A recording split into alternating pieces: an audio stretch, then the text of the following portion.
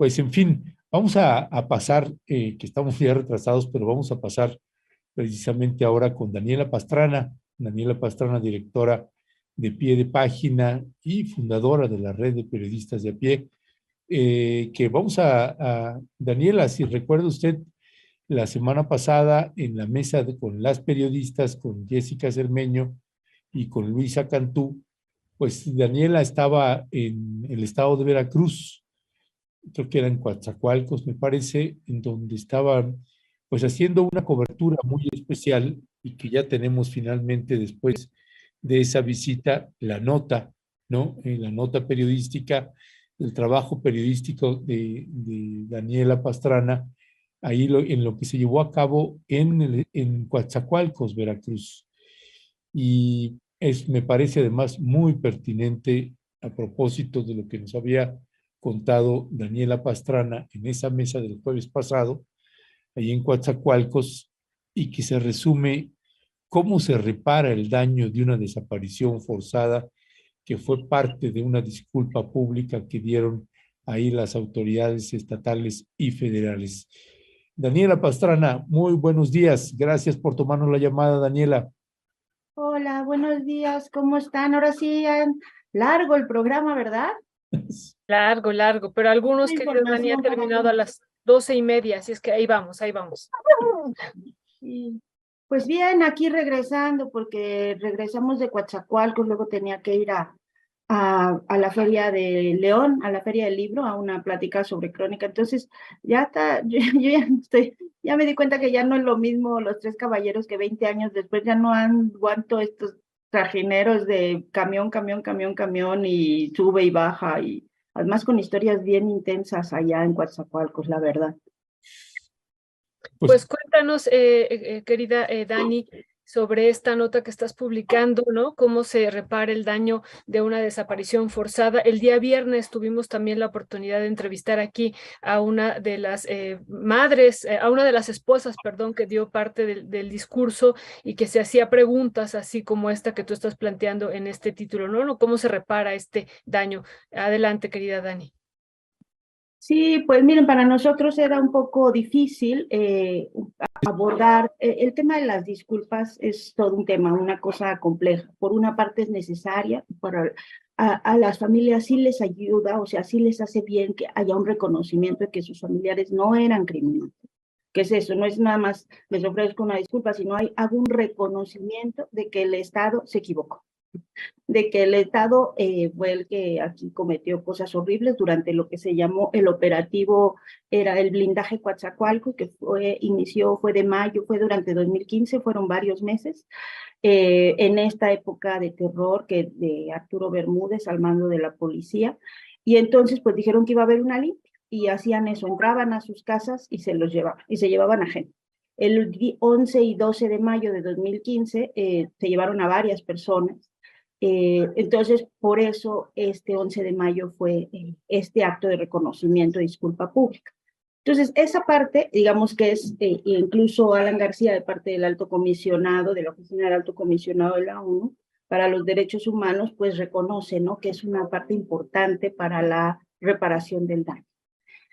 Pero lo cierto es que los discursos de las autoridades quedan pues muy huecos, la verdad. Se escuchan, a veces estábamos ahí, María Fernanda y yo, y decías, ¿qué están diciendo? O sea, tan lejanos, hablando el nuevo jefe de la policía de la capacitación que tienen los policías en derechos humanos, cuando todos en Coatzacoalcos nos decían, pues no, una señora le gritó ahí al gobernador porque su hijo está desaparecido desde en esta administración de este gobernador también por policías. Digamos, no está esa época de terror del operativo del blindaje Coatzacoalcos, pero pues la situación no está como para que digan todo fue en la administración de antes y ahorita estamos con unos policías ejemplares, ¿no? Entonces, sí suenan huecos y a nosotras, creo que eso fue el motivo por el que la foto de María Fernanda que arranca el texto y el enfoque y la pregunta que nos hacíamos, y que tratamos de reflejar pues, con el texto, es cómo escribimos esto sin que sea solo la parte oficial de la disculpa. Y digamos, pues pusimos el link para quien quiera verlo y quien quiera oír lo que dice el gobernador y lo que dice la presidenta de la Comisión de Derechos Humanos y el jefe de la policía, que fue el encargado de hacer la disculpa. Pero pues nos enfocamos más en las reacciones porque al final del evento, ustedes recordarán que yo estaba por entrar al evento cuando estábamos en la mesa de Momentum. Entonces, al final se inauguró un mural en un parque, un mural con las imágenes de los desaparecidos, y mientras estaban los mensajes, estábamos muriéndonos de calor ahí, está Coatzacoalcos, tremendo de calor, esta niña, Erika Aitana, que es nieta de uno de los 4 personas desaparecidas por las que se hizo la disculpa pública, se abrazó de la imagen. Muy bueno, no les quiero decir, María Fernanda corrió a tomar la foto, pero fue muy impactante para nosotras ver, o sea, así fue una cosa, porque la niña ni siquiera había nacido cuando a su abuelo desapareció. Ella tiene ahora 5 años, la habíamos visto en el día anterior en la marcha del 10 de mayo que hicieron en el Malecón, gritando, pero así, o sea, con toda la energía de un niño de 5 años, gritando de esto de vivos se los llevaron, vivos los queremos, y todas las cosas que podemos escuchar en las marchas de las personas desaparecidas. Y bueno, esta imagen, ¿no? O sea, entonces muchos niños en estos eventos, muchos hijos, la hija de otro de los desaparecidos, Gema, que pues, conocimos hace algunos años y por un trabajo que hemos estado haciendo ahí con las madres en búsqueda de Coatzacoalcos y un grupo de artistas y la organización Técnicas Rudas. La vimos chiquita antes de la pandemia, ahora ya la vimos un poco más grandes, pero son esas imágenes. Y hablas con ellos y están los niños ahí, dices, ¿cómo se repara realmente esto? ¿Cómo puedes reparar y cómo le explicas a un niño que a su papá o a su tío o a su abuelo se lo llevaron policías, la gente que debía cuidarlo, la gente que se supone que está para que están asaltando, digas, hey, policía, ¿no? Se lo llevaron y nunca regresaron y todavía no saben dónde están. 8 años después todavía no saben dónde están. Hay 12 personas, 12 policías detenidos que no, como les decía, ese día no han querido declarar, no han querido decir dónde están. Se sabe que son ellos por las sábanas de llamadas, porque estaban activos, porque eran los días que ellos estaban en esa zona y porque había un operativo que así se llamaba, ¿no? Así lo anunció Javier Duarte, pero todavía no saben dónde está. ¿Cómo le explicas eso y cómo le reparas a una niña que en un parque tiene la foto del abuelo y va y se abraza de ese muro, ¿no? Entonces, un poco en ese sentido va pues el texto. Nos enfocamos mucho más en estos testimonios de las 4 familias que están, pues que recibieron esta disculpa pública, ¿no? Una de ellas, Lenit, que sí la entrevistaron ustedes el viernes. Pues es que la imagen, y la está usted viendo en pantalla, pues son imágenes que cuando vi la imagen, pues casi me pongo a llorar. La imagen es verdaderamente tremenda, tremenda, y además es importante que usted sepa que pues no es periodistas de a pie o nosotros en Rompeviento y algunos otros, muchos colegas en otros medios, no somos como Televisa, que le dicen, ponte aquí y haz esta cara y luego va la foto. No, son fotos al momento, ¿no? Que ilustran más que 100,000 palabras que se puedan decir, pues esta tragedia humanitaria. Y me gustaría preguntarte, Daniela, ¿cuál es tu valoración del discurso, por ejemplo, del gobernador Cuitlahua García? Porque me parece importante también tratar de entender si estos gobernadores están entendiendo o nada más van a un acto protocolario y hacen el protocolo, pero no tienen ni la más remota idea de lo que de lo que trata esto. ¿Cuáles son tus impresiones, Daniela? Fíjate que lo que pasó es que el gobernador no dio un mensaje. Pues ella estuvo en el evento, estaba en el centro, estaba el gobernador, había gente de la Fiscalía, de la Comisión Estatal de Búsqueda, de la Comisión de Derechos Humanos estatal de la ONU y las familias de los 4 desaparecidos a los que se les estaba haciendo este reconocimiento. ¿De la Subsecretaría de Gobernación? ¿Había? No había de la Subsecretaría de Gobernación, eran autoridades locales y el de la ONU, ¿no? El del Alto Comisionado. O sea, no había ninguna autoridad federal. Bueno, el que está encargado de la Comisión Estatal de Búsquedas en Veracruz, digamos, es como el área, ¿no? Que correspondería a las autoridades federales.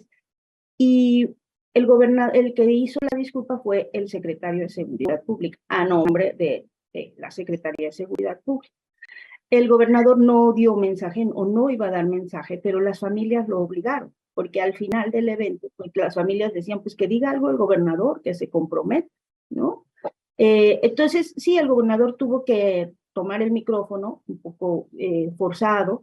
Yo tengo la impresión de que él tiene alguna buena intención, o sea, no es alguien que se vea así como alguien que esté mintiendo, ¿no? Sí, no es Javier Duarte, ¿no? ¿no? De nosotros desde donde estábamos. Pero, y además con un discurso, pues sí, también a veces retoma mucho las formas o los mensajes del presidente, ¿no?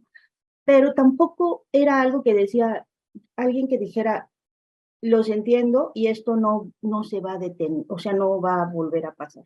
Alguien le pidió, ahí aprovechó una mujer para pedirle una cita, porque decía que no la había recibido, que había ido muchas veces a Jalapa y no la recibía, y entonces pues aquí, ahora o nunca, y tenía una cita justo, le dio la cita para dentro de una semana, porque sí hay todavía desapariciones forzadas. No en ese nivel macro que había durante el operativo, pero sí hay desapariciones hechas por policías en estas, ¿no? Entonces es eso, o sea, es un poco como el discurso en general de las autoridades era lo que hicieron los gobiernos pasados.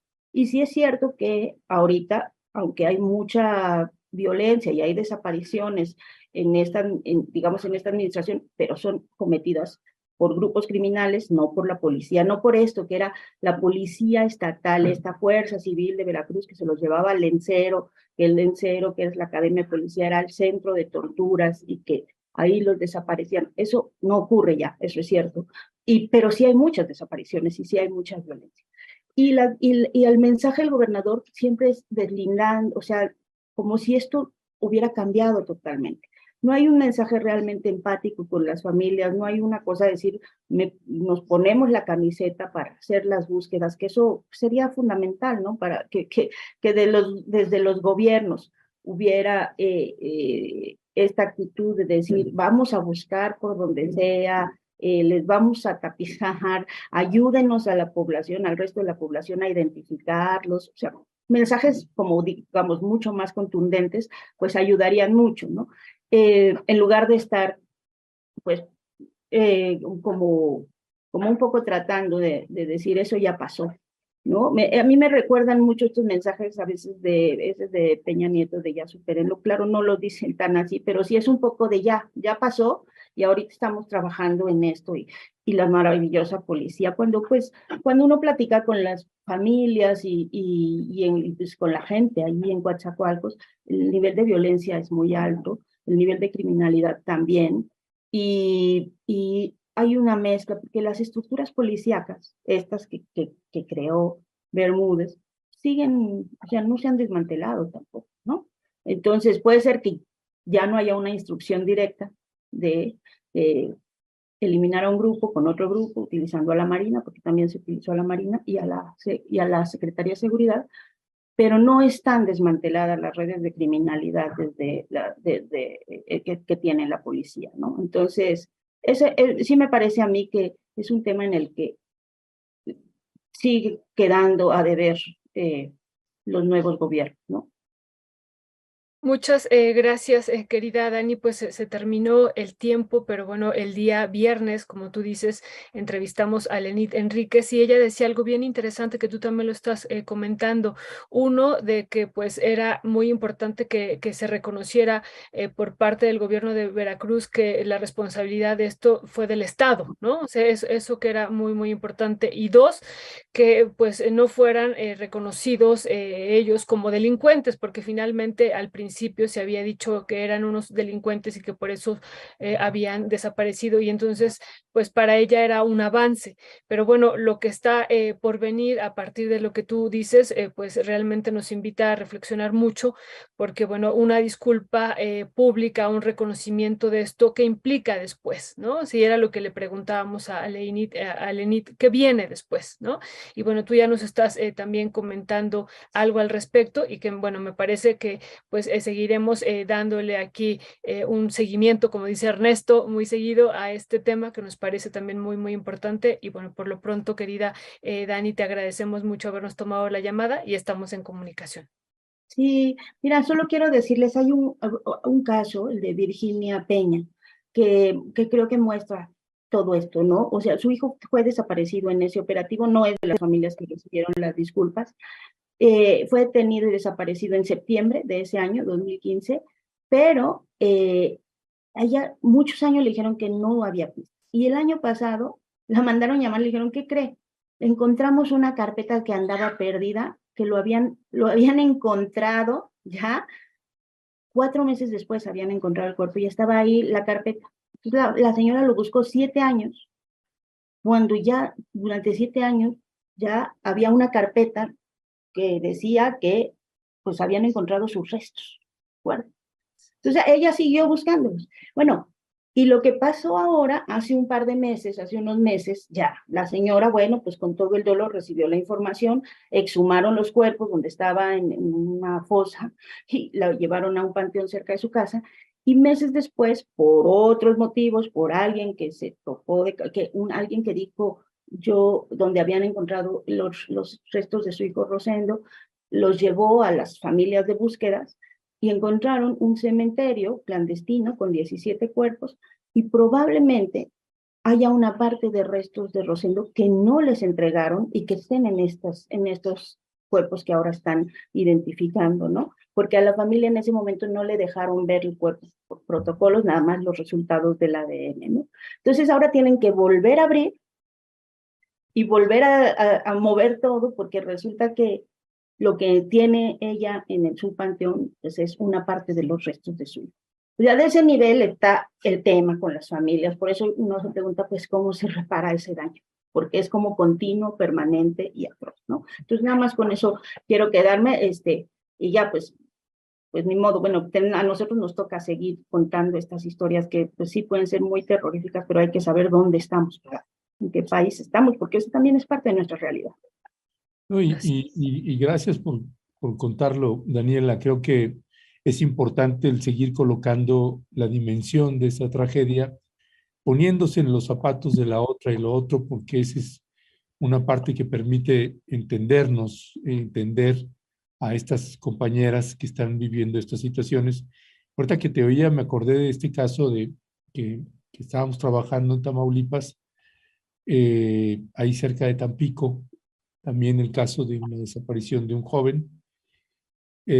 Algo parecido apareció finalmente varios meses después, pues que ya habían encontrado el cuerpo, que tenían también la carpeta perdida y que como no se había identificado, este cuerpo lo habían desaparecido, lo habían encontrado en Pueblo Viejo, Veracruz, que está pegadito a Tampico, nada más lo separa el río Pánuco.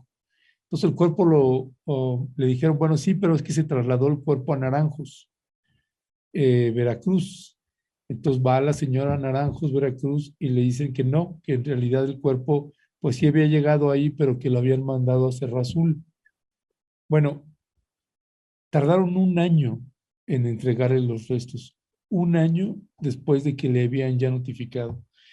Y eso, pues también es útil saber estos casos porque más allá de la crudeza, pues también genera mucha indignación y mucho coraje de ver pues todavía la indolencia de muchísimas autoridades y que son los temas que creo que me parece que están muy pendientes de las autoridades, tanto la federal como las estatales, en este seguimiento de casos y que son películas que van más allá del terror. Daniela Pastrana, como siempre, un fuerte abrazo. Gracias por el trabajo que siempre nos regalan y ahí seguimos al habla, Daniela. Ahí estamos en contacto, Ernesto, Violeta. Buen Un día. abrazo, Dani. Gracias por todo.